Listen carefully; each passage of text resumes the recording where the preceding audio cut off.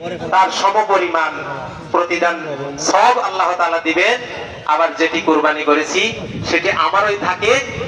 আর কি করে আল্লাহ তাআলা নির্দেশ দিয়েছেন যে কি করো, সেটিকে বন্টন করো এমন ভাবে যেটি আবার তোমার জন্য অবশিষ্ট রাখলাম।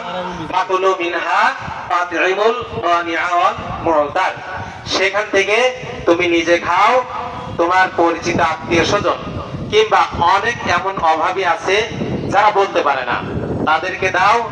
আর যারা এমন অভাবী আছে যারা মানুষকে বলে যে আমি অভাবী, আমাকে দাও, তাদেরকেও দাও। তার মানে কি, সমাজে যারা আছে তোমার আশেপাশে সকলকে নিয়ে একসঙ্গে তুমি এই কুরবানির পশুর মাংস গোশত তোমরা ভক্ষণ করো।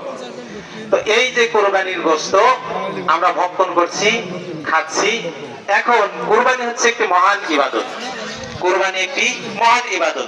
কুরবানি করতে গিয়ে আমাদের মধ্যে এমন অনেক সামর্থ্যবান ব্যক্তি আছে যাদের পক্ষে কুরবানি দেওয়া সম্ভব, হয়তো আমি বুঝতে পারছি না, অনুধাবন করতে পারছি না।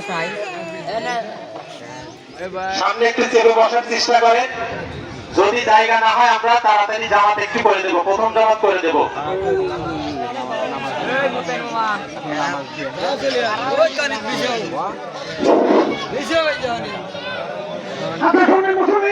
যারা আছে